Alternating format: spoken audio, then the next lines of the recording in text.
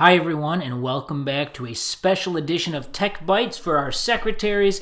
My name is Ryan Casey. I've got a really cool tool that I want to show you today called Grammarly. Maybe you've seen some commercials online or on your TV, but basically it's a really great resource to help proof your writing and grammar and spell check and all those things, but it can be used beyond just Microsoft Word, because you can use it in Google Docs, you can use it in your email, you can use it on Facebook and Twitter and other online kind of browser-based programs. So, and what I really like about it, not just does it identify what is maybe wrong with your message or your wording, it'll actually explain it, why it's incorrect if you'd like it to, and they send you kind of progress reports weekly that shows what your common errors are, how your writing stacks up against other Grammarly users as well, which is kind of cool. So let's go ahead and check it out.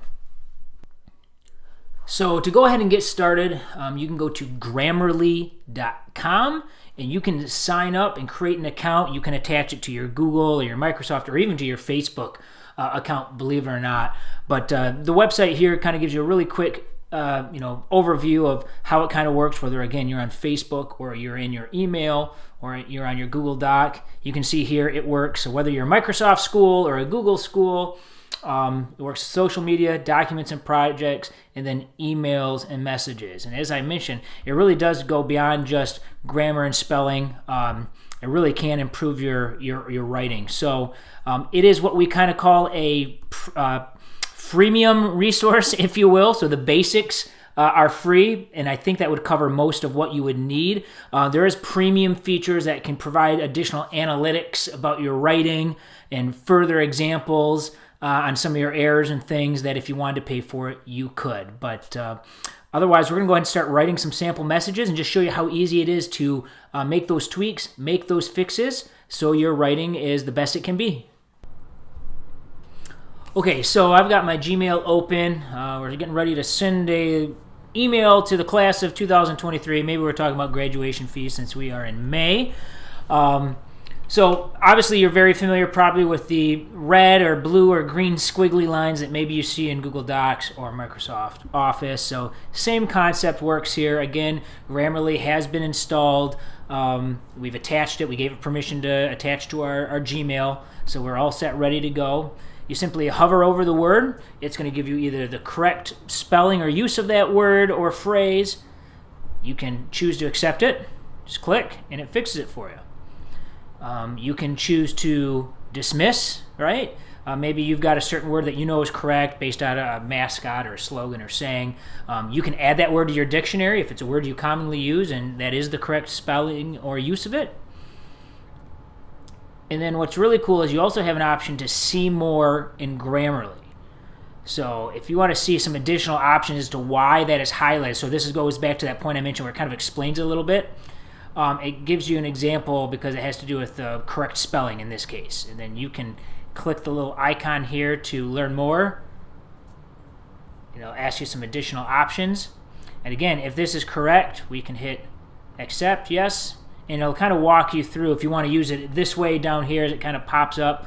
Or again, you can just highlight over these. And again, if you're not sure as to exactly why, you can go down here for some more information.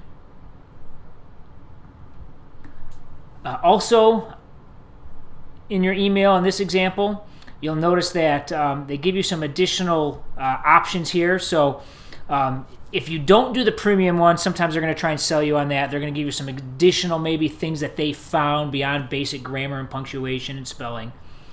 If you want to see how this sounds to your reader, which is kind of a cool feature, I can click this button and it'll give me some very basic things related to your tone, confidence. Is it informative? Is it direct? And there's actually a whole list of them that it can go through with your tone insights. Forgot to fix that one. Fix that one. And so that's just really how simple that works. And that's going to look identical to whether you're on Facebook, Twitter, Google Docs. It's going to pop up with those options. You go through, you make the choices, and then you are good to go. So now we're going to dive into some additional features that Grammarly offers. So I'm at Grammarly.com right now. There's a really nice feature if you actually go to the website where you can upload your entire document, and it'll do a really good job of analyzing it, more than it does when you're just using it out of Google Docs, for example, or your email or Microsoft Word. So this is just a sample document that Grammarly offers, but this just kind of gives you a nice overview. Basically, it takes your text, puts it on one side of the screen, gives you all your suggestions down the other side of the screen, and you can just kind of go through these and follow along and adjust all of the suggestions that it has. Again, when you get to certain parts, let's say here, you can click to learn more. And again, this is why I really like it. Even more so than when we were just in my Gmail, it gives you examples. So wordiness is an issue here, right? Give you a couple of different examples, and you can click on that to do it. While you're updating your document, over on the right, it's giving you this performance feedback in terms of your overall score. And it breaks down your word count, readability, vocabulary, how long it should take to read, how long it should take to speak. If you have certain goals you can set, again, going back to your tone and whatnot, you can even also check for plagiarism if you want to do that as well, right? We help our principals out, make sure that they're writing their own. You don't want to get in an issue with that for sure. And you can still type here. You can continue to type. Oh, I already had a misspelling the first time I did that. Right? And it'll still continue to fix those as you go. So just a nice, helpful tool if you want to go to Grammarly.com and upload some of your items. And the final thing I wanted to show you is just kind of a fun little add-on that Grammarly does is they will actually send you weekly writing updates just to give you a little bit of feedback about your writing style and writing performance. Not a major add-on, but kind of a neat thing just to see if you are progressing and get some basic stats. So it'll kind of give you a writing streak. It'll explain based on your productivity how more productive are you than other users, how many words have you typed, how accurate are you. It looks like I could improve on my accuracy there. It'll even give you some feedback on your vocabulary and how many unique words you've used. And like we saw earlier on that email example, tone, right? So kind of your overall writing style. And then over time, it kind of collects and it'll say, it's analyzed, it's done 500,000 words for me. So again, there are additional things where they'll try and get you to upgrade to premium so they can give you some more feedback on different issues or words that you're using. I really like the fact that it identifies my top 3 mistakes.